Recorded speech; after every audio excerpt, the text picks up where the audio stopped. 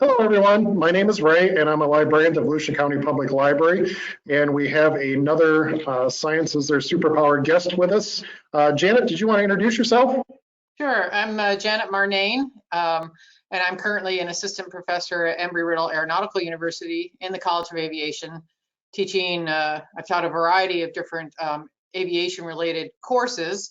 My previous job was as a naval flight officer for 25 years in the U.S. Navy, and my undergraduate degree was actually in chemistry from Carnegie Mellon University.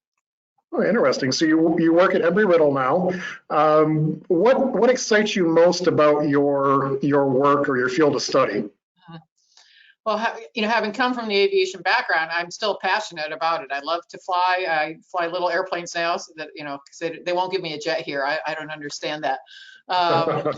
But when you're passionate about something, you always want to share that with other people who are hopefully equally passionate. Most of our students who come here very specifically for the reason they want to work in the aviation industry. So that makes it easy to some extent, although there's always the challenge that some students think it's all about the fun of, off into the wild blue yonder, and don't realize how much of a technical aspect there is to the actual flight, and also, rational decision making, problem solving. These are all things that are important for us to impart to our students. We want them to be passionate about it, but also be safe and get you where you want to go for your vacation.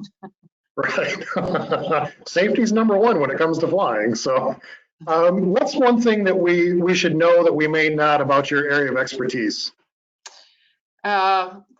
Like I said, a lot of it is just how much, first of all, how dynamic the environment is. And that's just not in any particular flight, but how quickly our environment in which we fly is changing. Not only the density of aircraft in the airspace, but the technology required to fly these aircraft. You become less of an actual stick and rudder person and more of a systems manager when you're up there. And it's ongoing. You don't graduate from college and go to your job and just work it for 35 years or whatever. You have to go back for recurrent training all the time. And so, that's one of the things we try to do here is always present the latest and greatest. But I tell my students, by the time you get out there flying for Delta or American or, someone like that, all of this will have already changed, and you have to keep up with it. But you also have to have the basic skills and the foundation on which to build all that other new knowledge. Sure. Yeah. What's one book, either in the past or currently, that you've read that's influenced you the most? That's hard because I've always been, I've always loved reading. One of my favorite things as a young child was my mother would take me to the library just about every week. So to say I was a voracious reader is an understatement. I wish I had more time now to do that. But as far as my background, two of the books I've really enjoyed in the last several years. One was called West with the Night, the memoir of Beryl Markham. Just a fascinating memoir of a woman who was raised in Africa, was an early pioneer in aviation, absolutely fearless. And I don't think enough people know about some of the trailblazers in women women aviation. The other one was a good book given to me by a late friend of mine called Wonderful Women in Their Flying Machines. And it was basically about the formation of the women's air pilot, service pilots, the WASP and the WAC, and great stories about Nancy Harkness Love and Jackie Cochran, and the whole politics involved with that. And of course, we like to think we've gotten to a point now where women have a lot of equality, but especially in aviation, out in the aviation world, we're still like, less than 6% of the pilots flying in the major airlines are female. And so, books like that can inspire some of those youngsters to start thinking about aviation at an early age and go, this really is something I'm interested in, something I actually can do, rather than some of the more traditional roles. I think it's important that we explore those. Sure.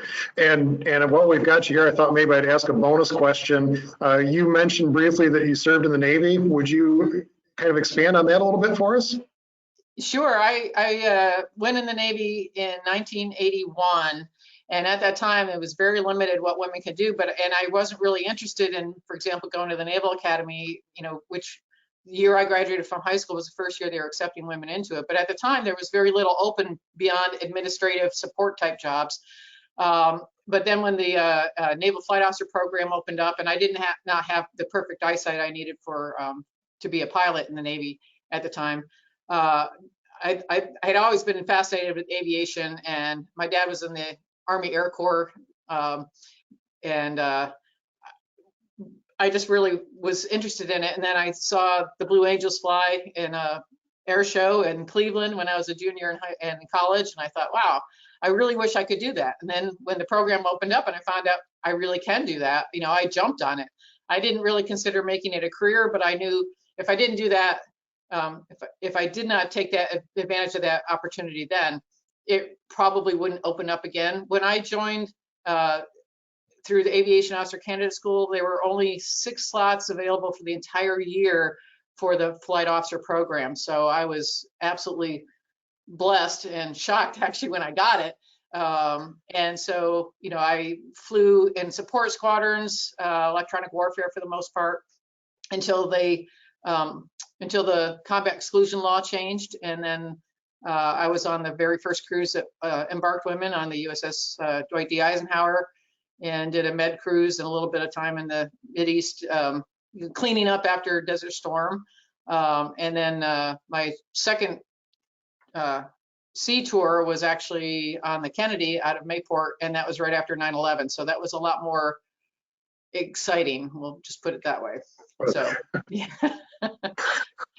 And then my last duty station, I was fortunate enough to be the executive officer standing up the brand new Navy ROTC here at Embry-Riddle. And so that's how I ended up here at Embry-Riddle.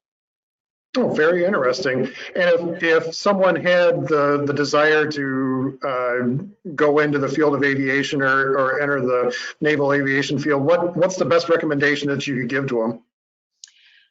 Well, first of all, get a college degree, preferably in one of the STEM. Like I said, I was a chemistry major. There is a lot of physics and math involved, and learning aerodynamics and learning how turbine engines work and things like that. You do have to be able to also think sort of 3-dimensionally. So engineering is a good background as well. Stay out of trouble. Okay, the military is going to look very carefully at your entire career. You don't want to be the person who has some reckless driving, or even worse, DUIs in their background, or various other things. But have fun, but be responsible. And there are a couple different pathways. Obviously, the service academies is one way. ROTCs at several universities is another. And then the way I went through Officer Candidate School is the smallest program, and it's really used to kind of backfill when someone doesn't finish their 4 years at the academy or an ROTC, or just decides they don't want to do it. So it's kind of like the way we turn the faucet on or off in order to get our numbers at the end of every fiscal year. All 3 programs have advantages and disadvantages. It really just depends on when you decide and how you decide to get there. But it's, like I said, it was a great career for me. I loved it. If you have a short attention span, it's terrific because you get a new job every 3 years. You do get to see the world. Some parts of the world are less desirable than others, but you see a lot of them. So and you have a built-in collection of friends who really become lifelong friends, and that's very important to me as well. So.